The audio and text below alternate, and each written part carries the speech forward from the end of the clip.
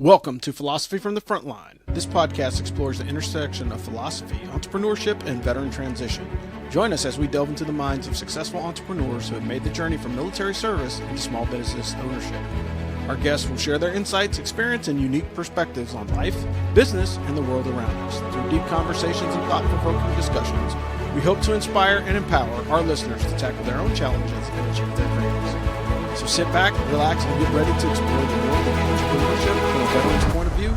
This is Philosophy from the Frontline, and we'll see you on the high ground.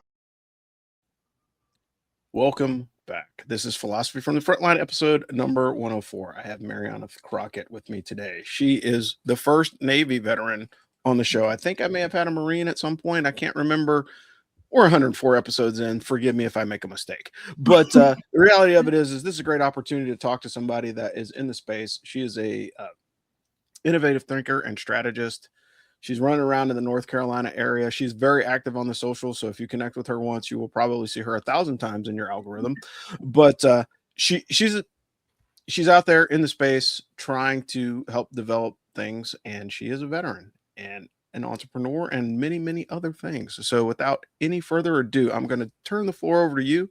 Welcome to the show, and tell us your superhero origin story and what led you to join the military, and then we'll continue from there. Thanks. Yeah, thank you so much. Okay, so I say for short, my last name's Crockett. So we've been rocking with being patriots for quite some time. My whole family's military. Yeah, pretty much everybody. My dad didn't have any sons. My sister was military as well, Army. And then I joined the Navy and became a loadmaster on C-130s, aircrewman, and flew tactical missions under Operation Enduring Freedom. And yeah, I care about this nation. I really give a damn about America. So nice. I can appreciate that. You know what I mean? I mean, I was born in the Philippines, but I'm a very big patriot of America. We all came here. We're all first generation, actually. Oh, wow.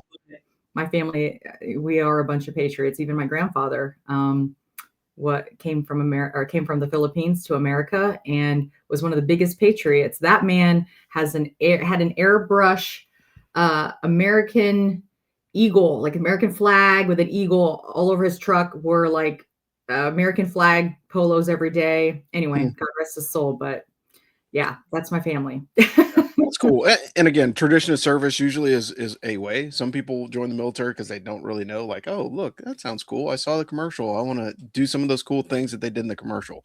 But you noted something, and this is when I was looking at your background, I find that interesting too, like a C-130 aircrewman in the Navy, right? Yeah. Army guys here at Fort Bragg, we know aircrewmen, C-130s, Marines, maybe you'll maybe get a Marine C-130 occasionally. I mean, I think I've jumped out of one of those at some point, but like rarely, if ever, do you hear about a Navy C-130. So like, can you talk about the mission? Because like that's an interesting mission set that like my audience would be interested in, but like I want to know more, to be honest. Yeah. So I actually trained with the Marine component, and it's kind of funny because looking back, my career could have went 3 separate ways, actually. So I went in, I actually graduated, I had a bachelor's degree before I went into the Navy. And during MEPS, the Army tried to poach me. They overheard that I had a degree, and they're like, come over here, we'll give you PSYOPs officer right now, drop your package. But I was really gung-ho about, having the physical challenge. Also, I'm sure you've heard of the Filipino mafia. So a lot of my mom's friends kind of were in there, and they kind of set aside this contract for me. But I really was excited. I started doing research. I knew I wanted to, be pushed really like physically, and then I wanted to fly as well. Who knew that, my dad's daughter would also be in aviation as well. My dad did 22 years. No. And so I'm like, I'll be smelling jet fuel all over again. But so did that, got into aircrew school, trained with the Marine component. And it was fascinating because a lot of my friends I developed. So I wouldn't say I was physical and I like to push myself, but I saw in a whole new light there. So I became friends with a lot of the rescue swimmers, guys that didn't make it as SEALs. They a lot of that program actually attracted a lot of like Ironman, CrossFit folks. And so I developed a whole new respect and perspective on fitness. So they taught me a lot. And yeah, I trained with the Marine component. I joined at 25, actually. I was older. So I had life experience under my belt. So it was really interesting to kind of like be in there there was a lot of different ages, but obviously some of them were younger. So it was really interesting I was like, damn, I feel kind of old here. But for me, it was very powerful to be like, I'm older, but I perform at the best I've ever performed in my life. Actually, my nickname that I got in that training was 5 Feet of Fury. And I was like, okay, I'll take that. My Marines gave me that. And so, yeah, it was just very powerful to push myself physically. And then when I got pulled aside from one of my rescue swimmer instructors and was like, do you want to go helo? You want to be a rescue swimmer? And I was like, hell yeah, let's do that then. As long as I'm flying, I can, jump and all that. But my contract actually was like locked in for. Oh, wow. Yeah, it was. So the program in the Navy, maybe some people don't know about it, but it's called FTS, full-time support. So it's actually from the reserve component, but you're active duty as well. You're just, I guess, paid from the reserve component. So I worked active duty and I also worked reserve weekends alongside the reservists. So it was an interest. I was locked in, so I wasn't considered active duty on that side. So it was kind of interesting there. So got locked in. Then in Pensacola is where I trained after you graduated aircrew school, which was kind of cool. Helo dunker. We trained parachute jumping and they threw us in the pool, underwater sprints, kind of trained us like SEALs a little bit, 6-mile beach runs, drowned us, dropped us in the ocean. But I really liked it. I was like, am I sick? Because like, I really like this shit, But anyway, that was really eye-opening, really fun. And I couldn't get enough. So graduate, go to the other side of the base, and then you enter kind of like aviation school. I guess it would kind of be like AIT for the Army, but graduated that, and then you get your destination where you're going. So then I got C-130s in New Orleans. So I got stationed in New Orleans. Oh, wow. Doing C-130s, and then reported in, and then they sent me to Dallas, Fort Worth for Loadmaster training. And yeah, I had a senior chief pull me aside and was like, bro, you don't need to be turning wrenches. You need to actually put in a officer package. And I was like, I thought that because I was new and I needed to earn, I was just there a few months, but I was like, okay, maybe I'll consider it. I wanted to kind of get my hands dirty a little bit and really earn it. And I think that was the thing for me, that the trend is like, even with, MEPS and the whole process and even the rescue swimmer, I felt like I wanted to earn it. I'm adversity is no stranger to me. And maybe that's a thing of mine, but I didn't want it to come easy, and I just wanted to put my blood, sweat, and tears into it. And so when he told me, hey, just drop the package, I was like, bro, I'm kind of too new, but I'll consider it, go to school, start doing my training and my flying and stuff like that. And then I was like, well, maybe I'll consider it, whatever, like in the process time, I'll fly, I'll deploy, all that stuff. And then I started flying missions, deployed a few times, and I started, putting the package together. I got one phone number. I went to one pilot in my unit, was like, hey, I'm thinking about doing this. Do you have any information you can give me? He gave me one phone number, and I tell you, I ran with that. Nice. And I got I did my interviews, my recommendations. I studied, I took the test for OCS. I had Commander Brandon of the Blue Angels in my package for recommendation, all my COs, but I didn't tell anybody. Wow, that's impressive. I didn't say shit. I was like, I don't want anybody to, unfortunately, loose lips sink ships. And so I just kept it quiet. And then I was kind of picking up some of the things around my unit as to why, and we'll get into that later of the overcoming on that piece. But drop the package, and then come to find out, I got first runner up out of like 35 applicants. I was the only aviation person that dropped a package. Hmm. Um, and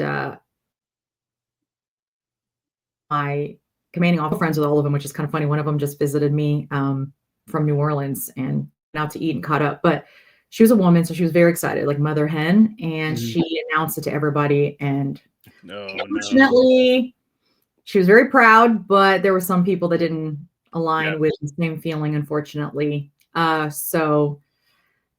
Yeah, they actually kind of threatened to take me off missions. And I was like, well, you can, to me, and this is my perspective, if you can yeah, do it, why not? If you know better, do better. If you have the resources, if you have the motivation to go above and beyond, like why not? I wanted to serve, in so many capacities that really felt fulfilling. And at the time it felt, it kind of sucked, to be passionate about these things and serving in all these capacities and not having the same kind of leadership support you. But I kept moving forward, as I always do, always forward.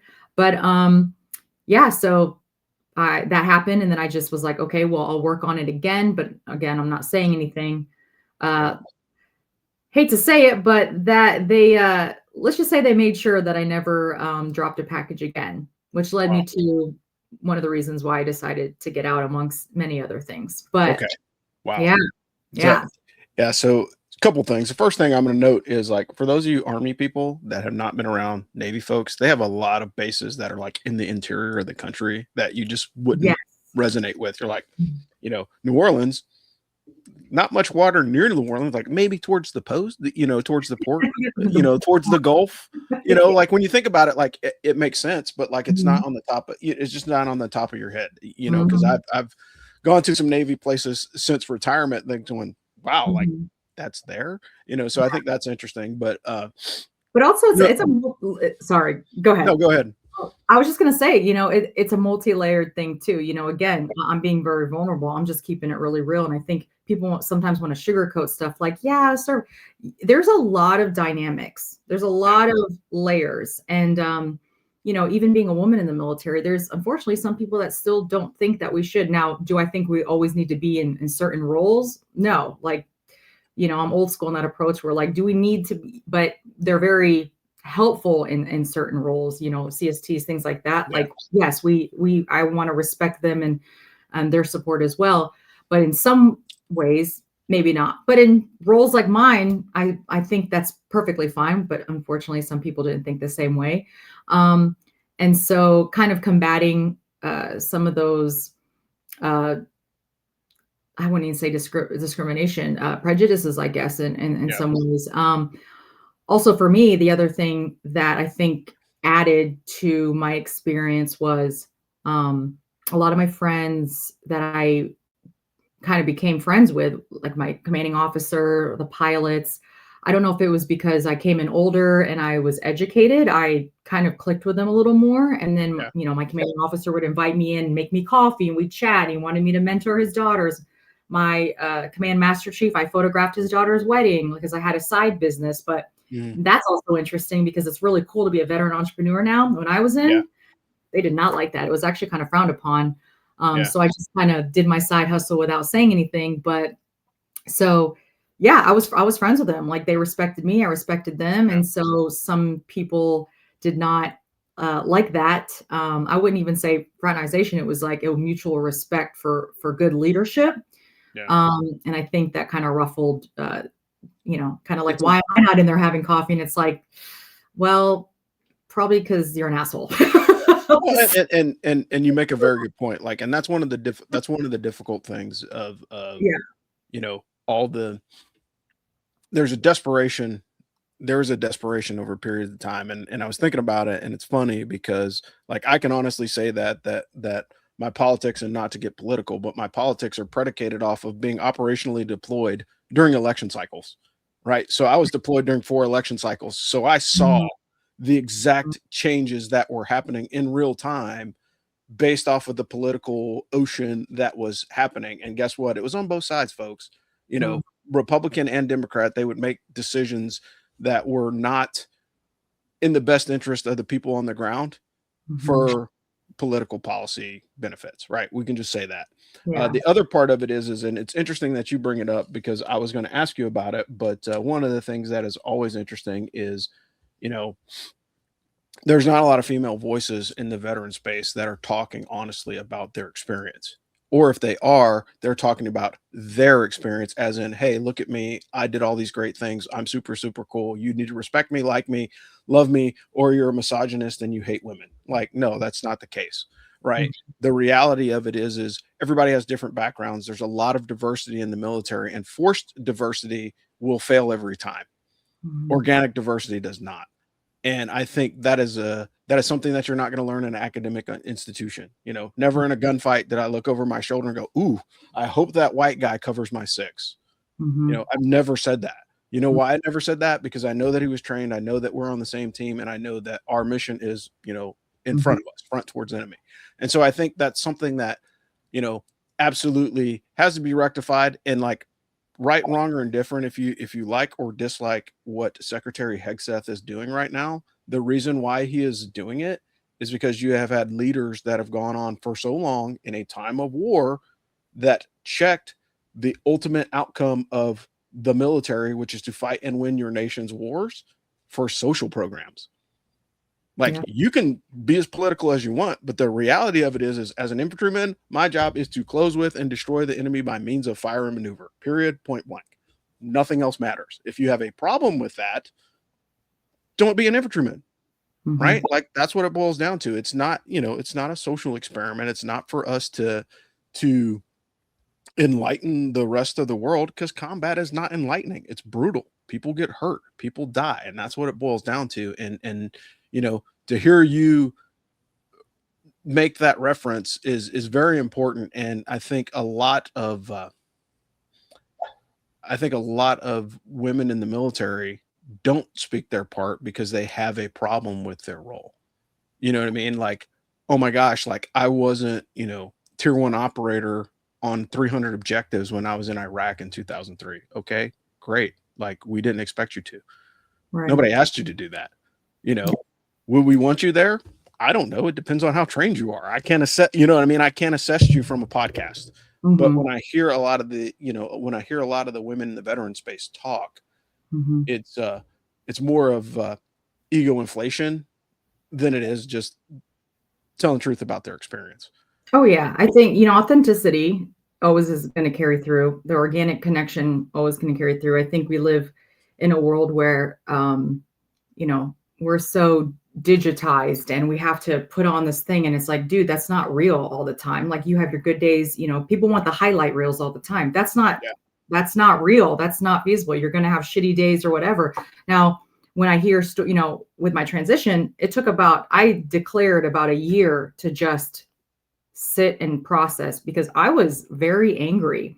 I was angry because I went into the military going, my whole generational lineage from Davy Crockett has served this nation. And I was very passionate.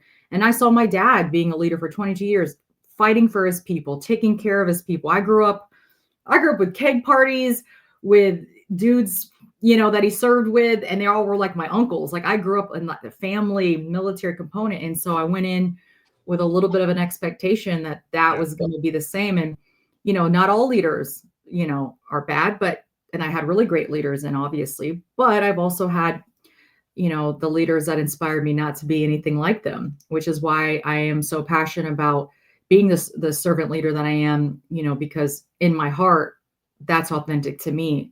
You know, God brings you through pits so you can go back and reach out and bring somebody back up. That's what I truly believe. And so, you know, through the journey, whether that's transition and life, you know, my life falling apart and rebuilding multiple times, that's empowering to me, because no matter what, like, I will always move forward and I will always conquer. And so, yeah, that's a whole nother thing we could talk about later, but, being able to go through that and then reach back and help somebody has been so powerful to me. Because I think sometimes people are scared to even reach out and say that, you know, even as a woman, you know, I dealt with the whole sexual harassment. I dealt with, you know, for me, integrity, I'm very purpose and integrity driven. And I make that very clear with anybody that I work with and anybody that knows me. People that know me, they're like, yeah, this girl, she's not selling out. She stands firm in her boundaries. And I have a lot of self-respect for myself. So what I will not do is sell myself out to get what? A badge, a medal. That's not who I am. So I'm going to earn it, and I'm going to earn it the right damn way. And that's how I've always felt. And that's how I've always stuck to my guns. And it's served me very well, even my transition, because people know who I am, and I will never waver on that. And that's for damn sure. Yeah. And I think that's important, because like one of the things that a lot of people tend to do is they get caught up in the moment, you know, and I tell people all the time, like all the badges and tabs and bells and whistles and everything that I have, it wasn't because I was the best at my job. It was because I was the best at managing the people in front of me. So I did the job that I was hired to do by Uncle Sam, but I also, you know, managed, mentored, and developed people. Right. And one of the things that I always talk about on this show is like, what is your legacy? So if your legacy as particularly on the O side, on the NCO side, it's easy. Like, did you accomplish all your mission and bring all your people home? That's a pretty straightforward, you know, in state. For O's, it's like, what'd your unit do after you left? Right. Because as an officer, like you can leave an impression, and like if your unit is perceived to be like, oh, those guys are bad, and then none of your people go on to do bigger and better things after you leave, you didn't plant any seeds of success, you know? And I think that's one of the things that is part of the culture that is gone. And it took me probably a decade before I had an honest mentor type conversation with a senior leader that I worked with. And I was like, man, like, you know what, sir, I really appreciate that, because you finally had a conversation about something of merit that, that I hadn't thought about in a while. And we talked about legacy, you know, and the legacy is like, hey, how many sergeants major came out of your unit? How many, you know, guys went to OCS or went to college or went off to be successful CEOs or business leaders or whatever it is. And like, if you care enough to do the research, you might find out who those people are. If you don't care, which bad leaders don't, you're not going to know, because you're not going to care, because you didn't care when you had the opportunity to make the impact. So why do you care now? But, interesting that you know, had to fight the battle with the organization, and that's always tough, you know, particularly like in units that are deploying, you know, combat units, like, hey, we need you, you know, like that's always the phrase that we say, like, hey, we need you. And I get that. But the other part of it is like, should I stop you from developing as an individual because I need you for mission today? And that's always a tricky spot as a leader. And, you know, if I walked a mile in your shoes, I should be like, oh, you know what? I'm going to give her this opportunity because somebody gave me that opportunity. And I tell people all the time, I used to get this all the time, like, oh, officers get paid more and blah, blah, blah, blah, blah. And it's like, time out. You know what the difference between an officer and an enlisted guy is? An opportunity to get a commission. That's it. It's just the opportunity. If you live up to that opportunity, you get that butter bar. If something happens that prevents you from getting that opportunity, then you finish your military career at whatever place that you finish your military career at on the enlisted side. But the reality of it is it's just an opportunity. Some people open doors for you. Some people close doors for you. And unfortunately, more often than not, you see more people have doors closed on them than are opened. And it's unfortunate, especially, you know, especially in a time of war. Hey, guess what, guys? We need lieutenants. That's why OCS gets bigger, you know, and we should know these things inherently of developing in the military, but a lot of people just don't understand the depth and breadth of the whole service, whether that be Army, Navy, Air Force, or Marines, vice, you know, how things go today.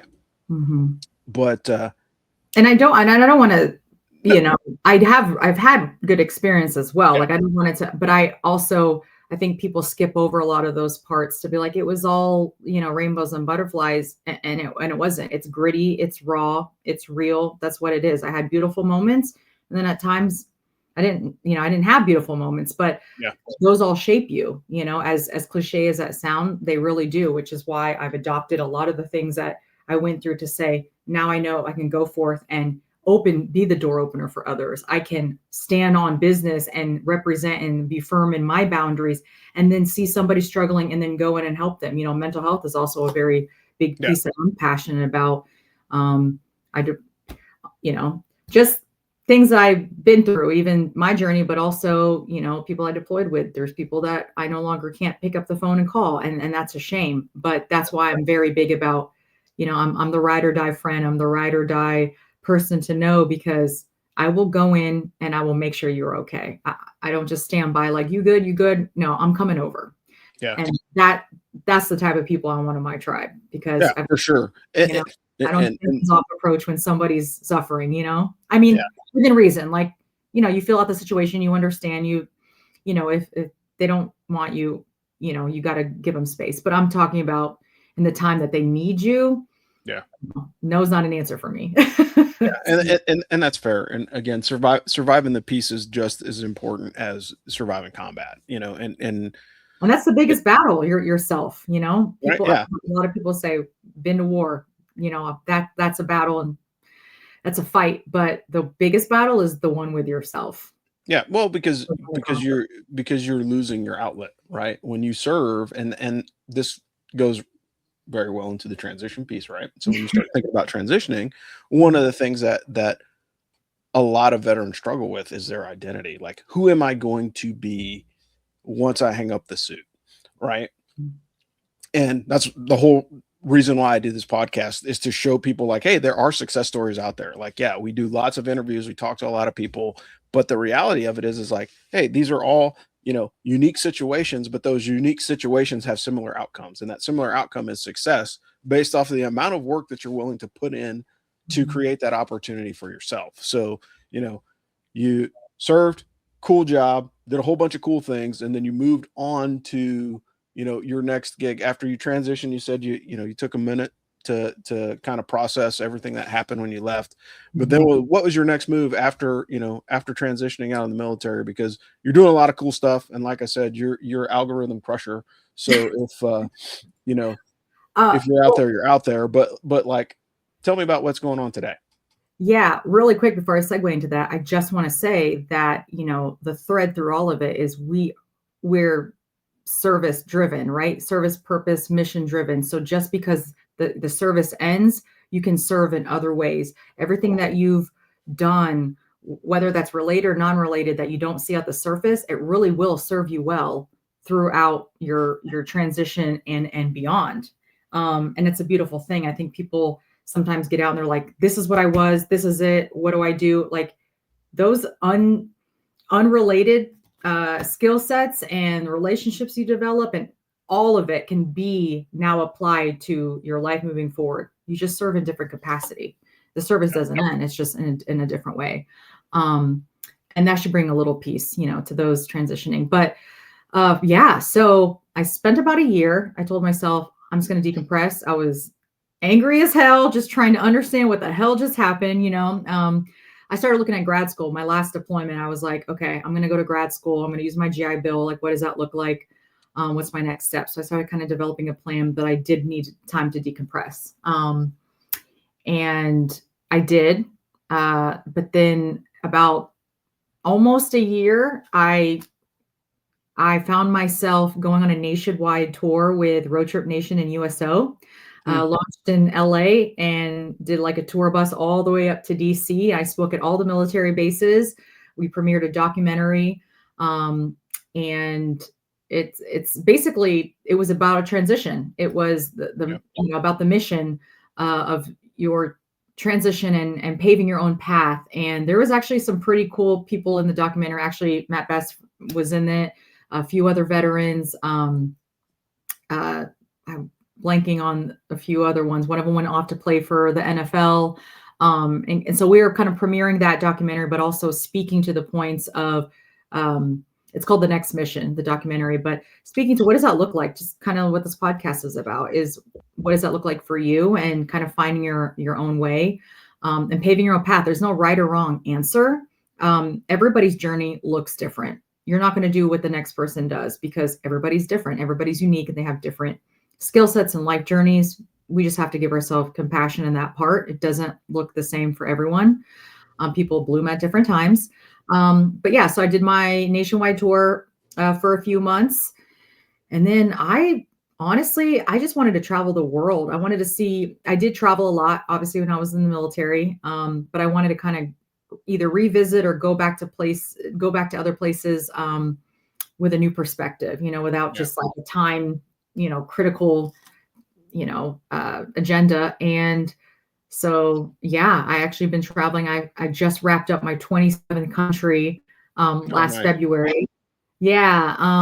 I backpacked Europe for 34 days. I started grad school. I opened a commercial design studio as a part of Chamber of Commerce. There was a few bumps in between. There was actually again, being vulnerable, there was a incident that happened in 2017 where I got cyber harassed and bullied. I got death threats, rape threats, all because someone found a photo of me on the gun range with 2 Marines behind me. That was it. I'm going, why does anyone care about this? But it blew up, and I was on the front page of Navy Times, and I stood up and I fought back. I had lawyers involved. FBI got involved, media got involved. Wow. MTV reached out to me, but I declined because I said what I'm trying to say and the magnitude of this situation in regards to women and harassment in certain cultures within the military is, I don't think it's going to be best said on your platform. Yeah.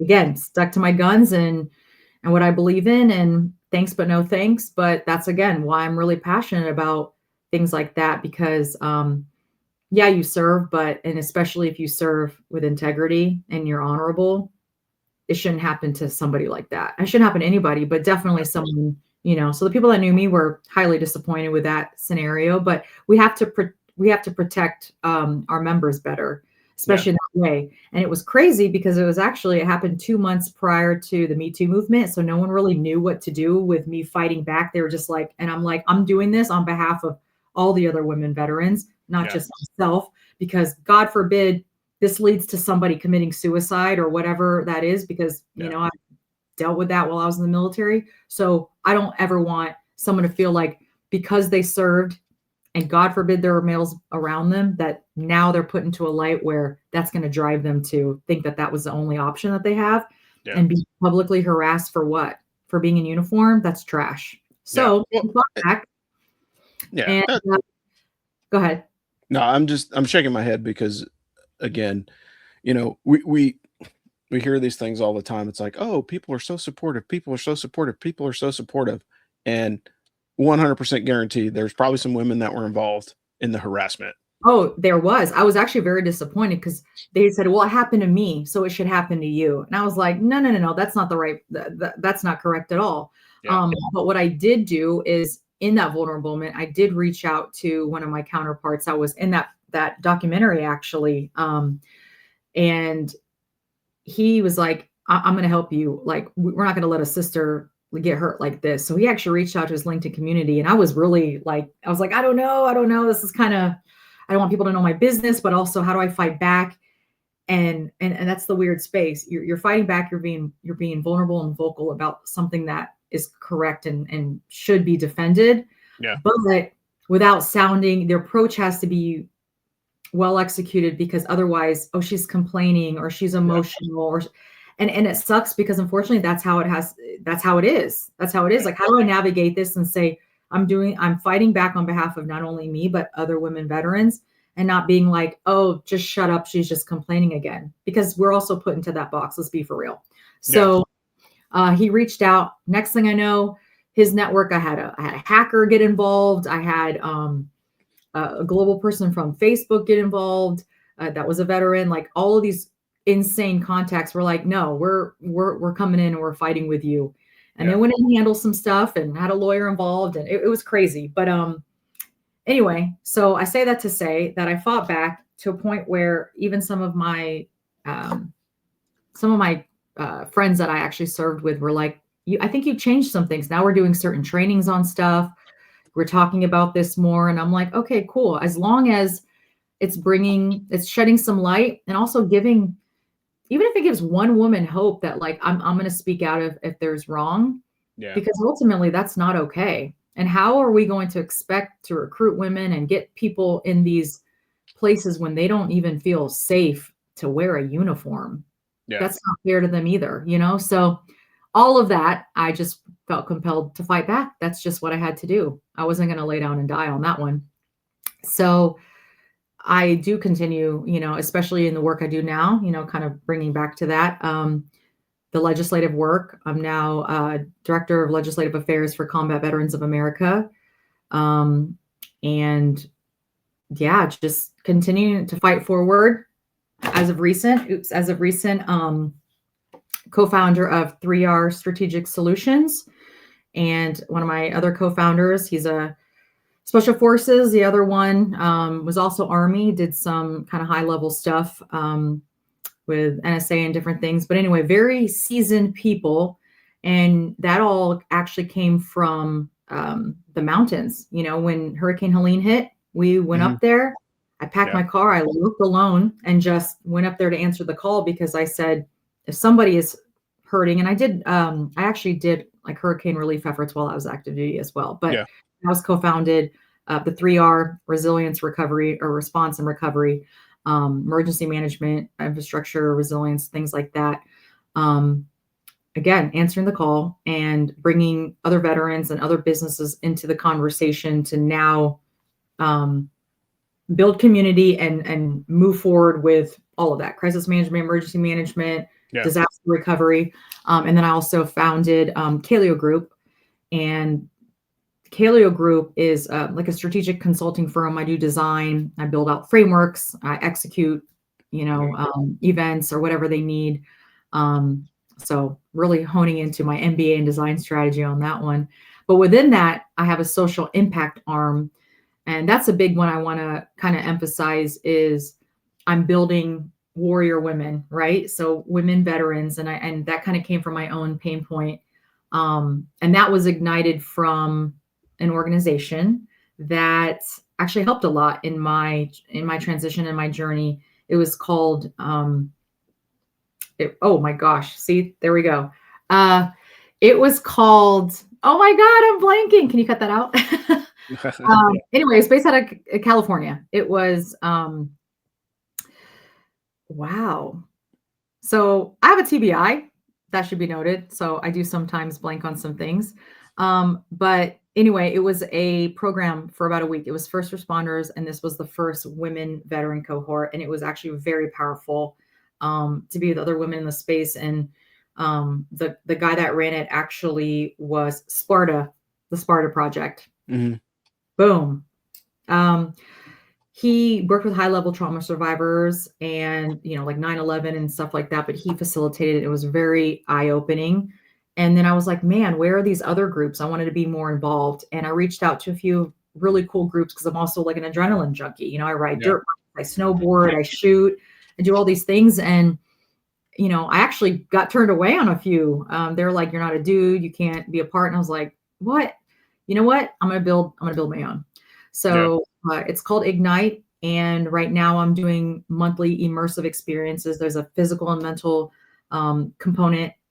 We do a workshop and then we do an activity. So the first launch was rock climbing, and the rock climbing, was paired with the workshop, meaning like, okay, what are your challenges? What's the wall that you're actually climbing, and what strategies, as if you were rock climbing, does it take to get there?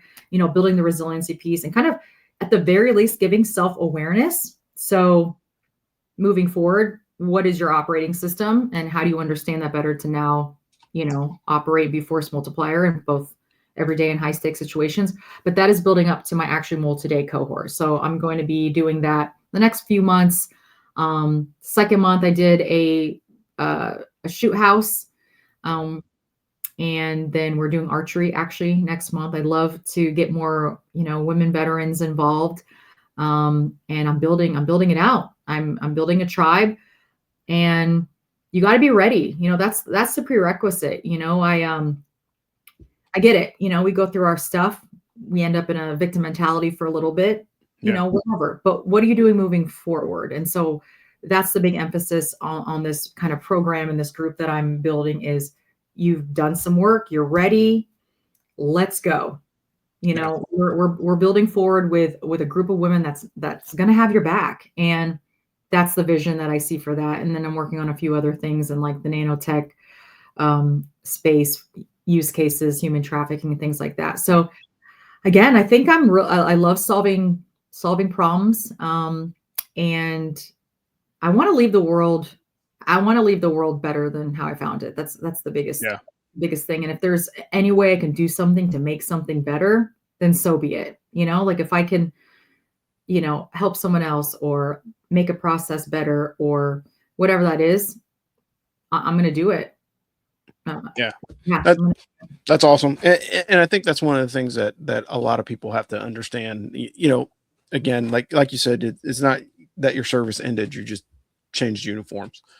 So you're able to do more for you. Probably can, let's be honest, you can probably do more on the commercial side as an individual running a company than you can in the uniform. I know a lot of people that have parlayed their personal businesses into support for whatever cause that they choose. And so I think that's an outstanding way of actually delivering on a promise that you probably made to yourself or somebody made to you at some point and says, hey, we're going to take care of this. And again, like, everybody has the opportunity to sulk in that bad moment. And as some of the best leaders that I've experienced and guys that I've worked with and dudes that I know have always said, you got to lead through it. So what does that mean? I got to lead through the adversity. I have to decide that, yes, this thing happened, yes, it sucked, but I can't just sit here and let the world crash in on me, because there's other people that are depending on you. And especially you know And you especially as also owe it to yourself. The biggest thing is you owe it to yourself. Yes, you help other people, but you owe it to yourself to be the best version of yourself and then push through, because you're going to be lugging that shit around for the rest of your life. yeah, It's like, at what point do we also say, where do I take accountability for my own suffering? yeah. And You want again, the best quality of life, and that's not a good quality of life if you're just continuously suffering and hurting. Like, you got to go through it. Some people it's faster, some people slower, whatever that, but you got to go through it. And you got to, it's beautiful. You got to go through the valley to get to the mountaintops, but you don't appreciate the mountain until you go yeah, through the valley. yeah. Yeah. Well, and that's the other part of it too, is you know sometimes maybe it's just a small bit of house cleaning, maybe it's a full overhaul, or redesign, and you don't know what you don't know. And so when Mhm. you connect with other people that have gone through a similar experience, they can say, "Oh no, like, yeah, you just need to knock the rough edges off." Like, "Hey, we'll sand those down; it'll be okay." Or it's like, "No, man, like, all right, we're fumigating, we're taking everything out, and then we're starting from the very beginning."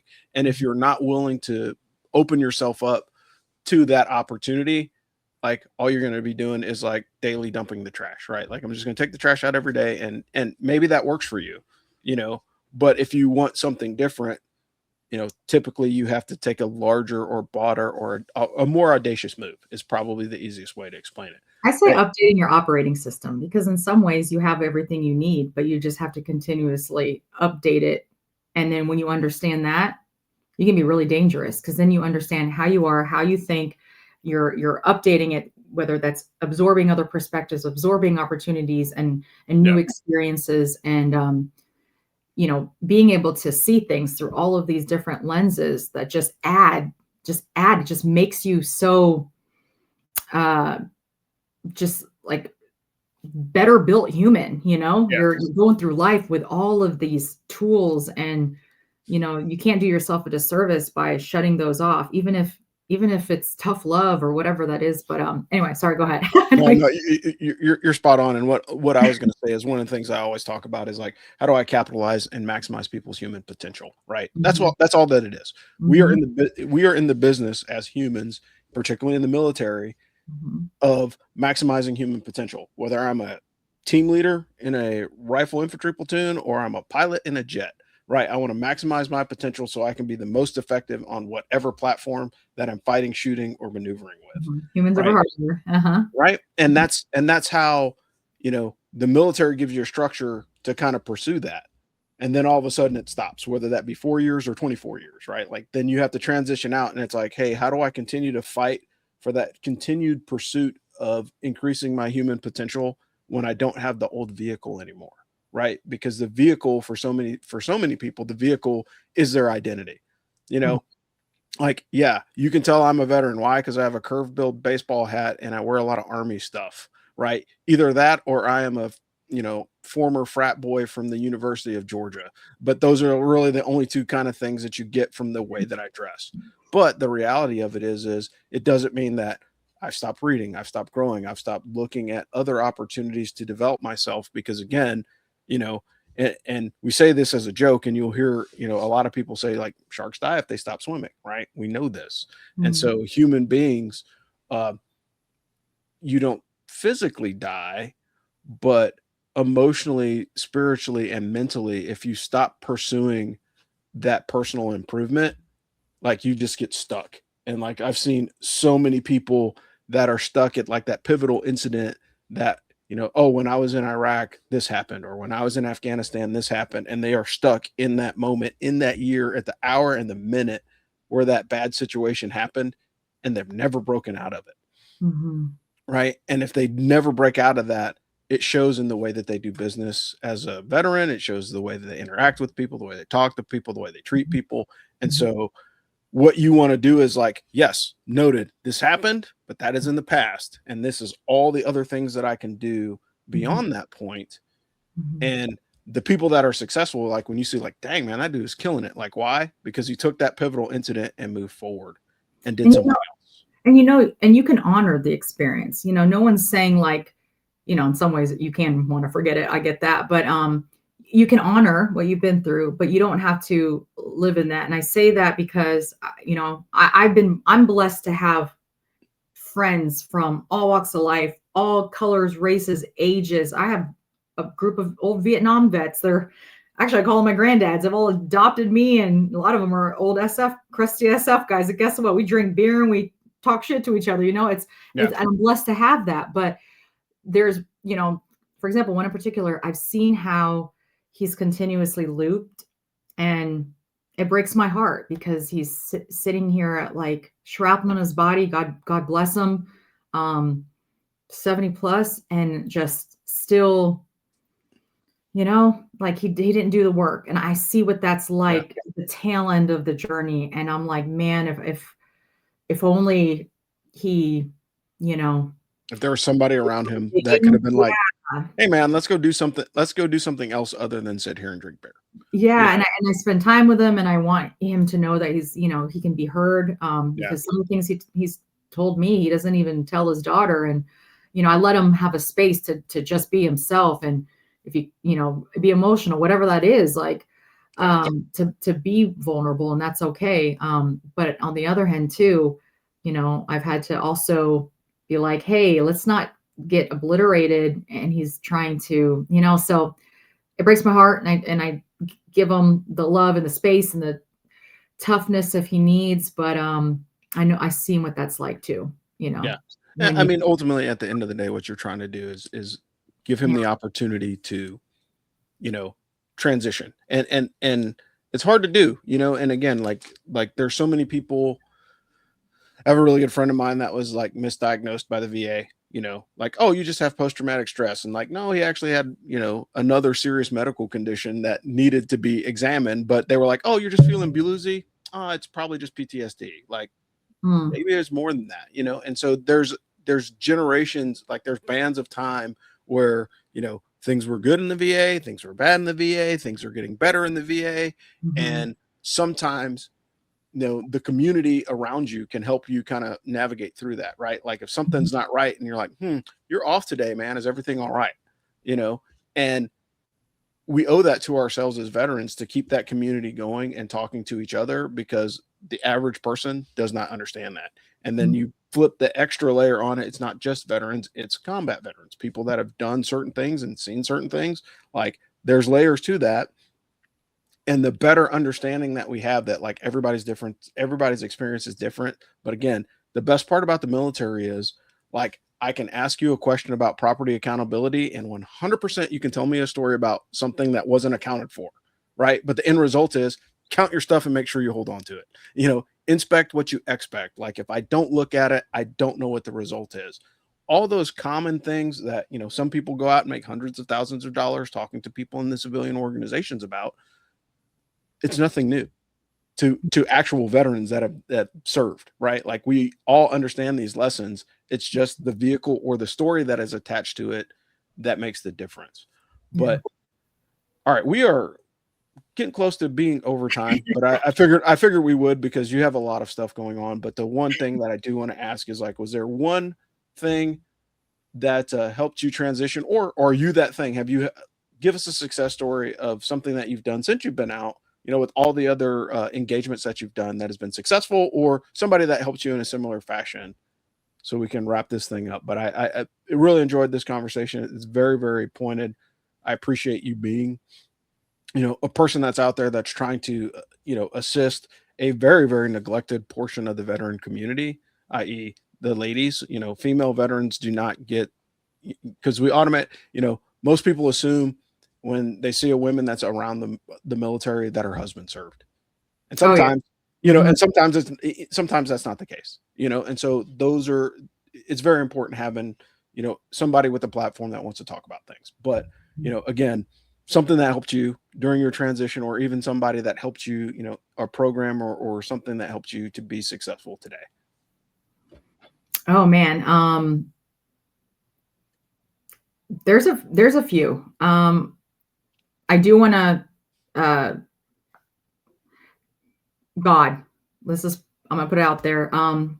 Really incorporating him back into my life. That, for me, I would consider myself a Christian. My walk with God, I'm a little rough around the edges still, but you know what? I have embraced that journey, and that has been very powerful for me to continue to make peace and let go. And he always moves on time, on target, even though you don't understand the plan. I promise you, better is coming.